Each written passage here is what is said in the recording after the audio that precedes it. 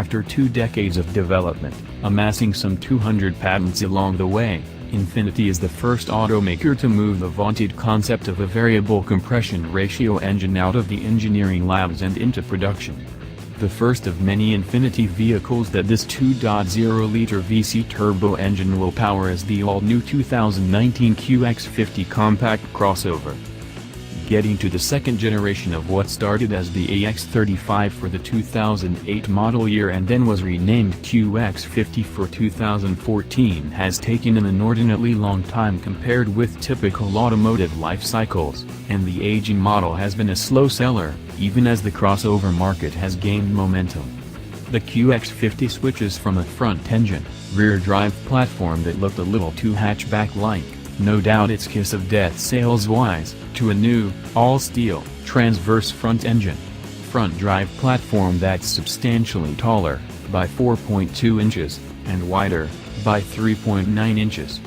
Despite this growth, Infiniti says that the drag coefficient has been reduced by 6% on the new model.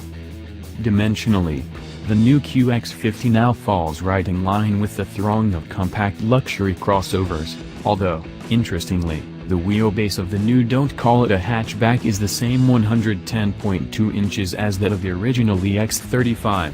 It became the QX50 for 2014, and its wheelbase grew to 113.4 inches for 2016. However, the packaging efficiencies gained from the switch to a transverse front drive architecture plus the additional height and width should equate to fully competitive rear seat space this time around, although Infiniti has yet to release interior dimensions. Cargo volume for the new model is 37 cubic feet with the second row seats slid to their frontmost position and 60 cubic feet with the seatbacks folded, which puts it at the large end of the class. Partially helping the cargo space cause is ditching a spare tire and switching to run flat tires in 19 or 20-inch sizes. Although we're enthralled with the new VC turbo inline-4 engine, we won't rehash all the details again here.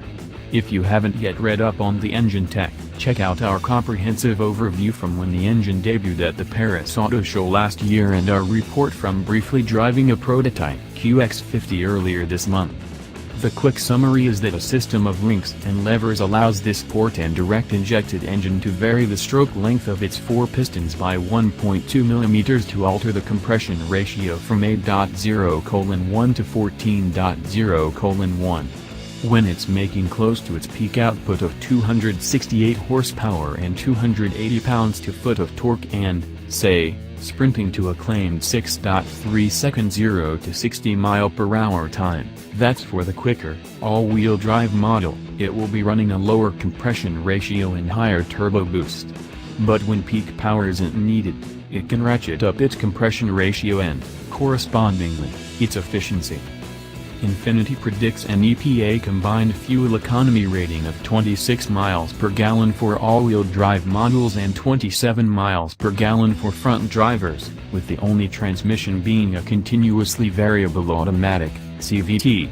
While those ratings are at the top of the segment, they're not a huge leap from the 25 mile per gallon rating of an all-wheel drive Audi Q5 or BMW X3, and it can't match the Jaguar F-Pace diesel's 29 mile per gallon figure. As soon as we can get one to test, we'll give you a full report of how its real-world fuel economy stacks up. The new QX50 also adds ProPilot Assist, Infiniti's driver assist system that uses a forward-facing camera and radar to read and react to surrounding traffic and lane markings. Infiniti says this feature is intended for highway driving, where it combines control of acceleration, braking, and steering to maintain the gap to traffic ahead while keeping the QX50 centered in its lane. Despite Infiniti's claims of smoothness for this new engine, and that balance shafts are not required, there's an active upper engine mount that works to cancel out any unwanted engine vibes. The Bose audio system includes noise cancelling and sound enhancement functionality that both work to make a good auditory impression for the VC turbo. In addition to all of the measures to keep it quiet, the interior is dressed up with a leather-wrapped dash, quilted leather seats, and open-pore maplewood trim. The QX50 sticks with Infiniti's multiple-screen infotainment setup, with 2 center touchscreens stacked on top of each other. and among the various other information displayed in the smaller screen tucked into the gauge cluster, there's a readout showing the happenings of the variable compression engine. Infiniti's steer-by-wire system, that the company calls direct adaptive steering and that we've not found very agreeable in the Q50 sedan despite numerous revisions, becomes an option on the QX50, while a traditional electrically assisted rack and pinion setup is standard. Although competition among compact luxury crossovers has never been fiercer, and the new QX50 will be up against everything from stalwarts such as the Lexus RX, the Audi Q5, and the BMW X3 to newcomers including the Jaguar F-Pace and the Alfa Romeo Stelvio, it appears that Infiniti has done the right things to give its entry a better shot at success this time around.